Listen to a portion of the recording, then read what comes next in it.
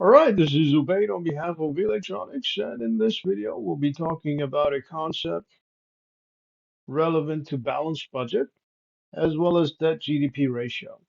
Okay, so let me write this down over here. So this is your balanced budget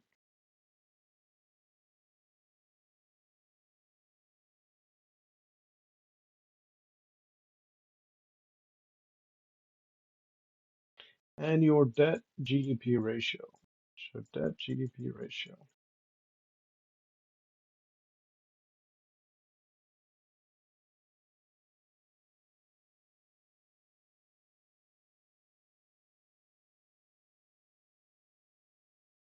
Now, government budgets are not the same as household budgets.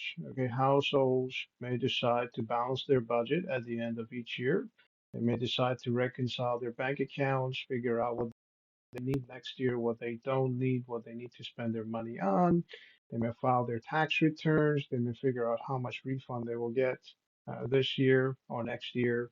Okay, and based on all those figures, they will decide as to where they should go in terms of spending and saving money. All right. However, governments do not work in the same way.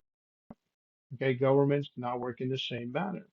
Okay. Governments may decide to balance budgets. Okay. Or they may decide to continue with the deficit they have for decades. Okay. Based on something called the GDP and debt ratio. Okay. So balanced budget has to do with a balancing budget. Okay. So balancing budget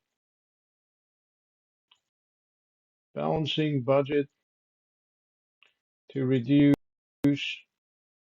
deficit and surplus. Now, we've talked about deficit and surplus in the past. Okay.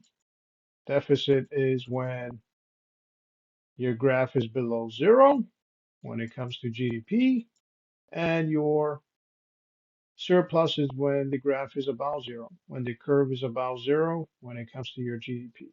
So reduce deficit plus surplus. Okay, however, government budgets and household budgets are different.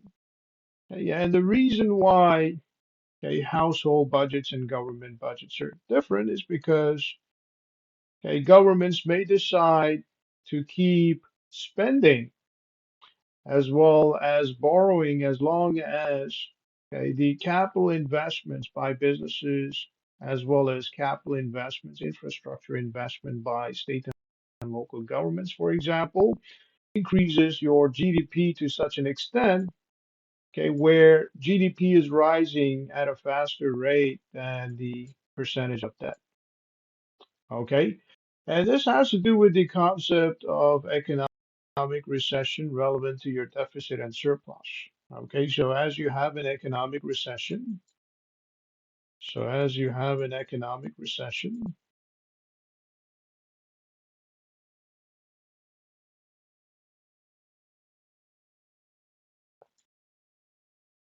you have a larger budget deficit. Your budget deficit goes up and your budget surplus goes down. All right. And we've talked about this when it comes to your standardized budget as well as actual budget. Okay.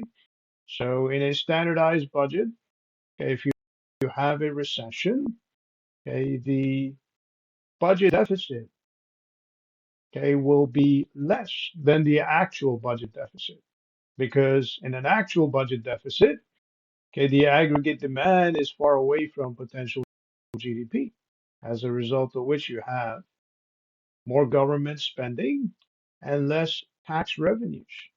Okay. So budget deficit goes up and budget surplus goes down in a recession. In an inflation, economic inflation, you have the opposite. This is where your budget deficit goes down and your budget surplus goes up.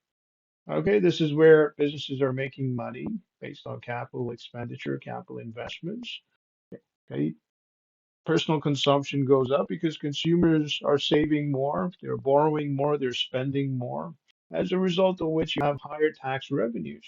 as you have higher tax revenues, okay, the budget deficit will be reduced as the government earns more than it spends.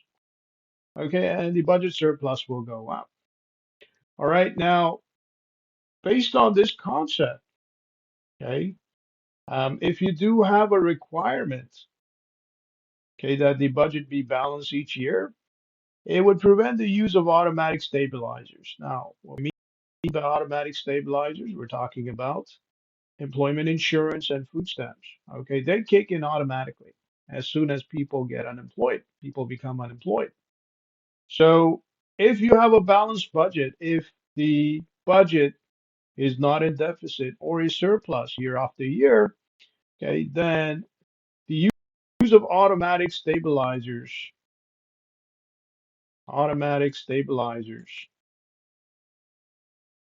won't be necessary. Okay, which means the automatic stabilizers won't kick in because the unemployment rate may not be that high. Unemployment rate may not be too high,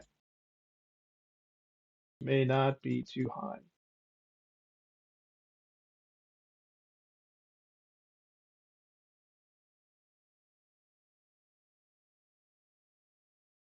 All right. And the reason why the unemployment rate may not be too high is because if the government tries to balance the budget based on recession and inflation, if the government uses, okay, the inflation relevant fiscal policies, contractionary fiscal policies, as well as expansion relevant fiscal policies. So you have expansionary fiscal policies, okay, in moderation year after year, okay, based on changes in the economy, then obviously there won't be any need for automatic stabilizers because unemployment rate will be stable.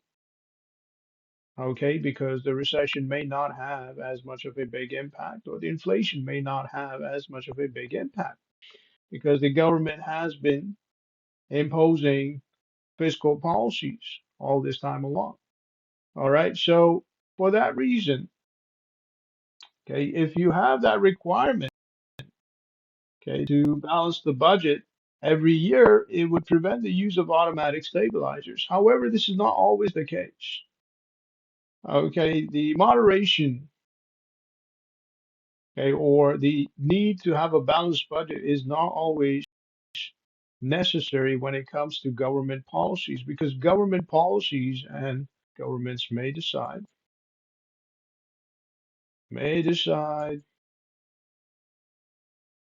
okay, to keep spending and borrowing. This is keep spending and borrowing.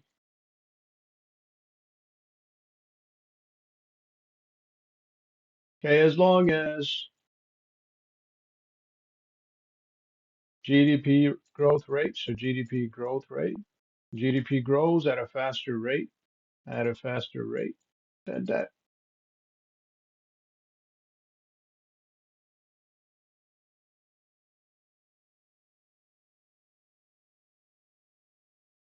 And this has to do with your debt and GDP ratio. Okay, we've talked about national debt in the past based on government spending, and we've talked about GDP or gross domestic product and the factors that impact GDP, the same factors that impact aggregate demand. All right, as long as the GDP is growing at a faster rate than the debt, the government can be rest assured that over a period of time, okay, over a long term, um, the country will move out of recession and will continue a healthy growth when it comes to GDP.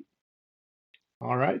So that would be it for this video. On behalf of V Electronics, this is Obey. Have yourself a great day.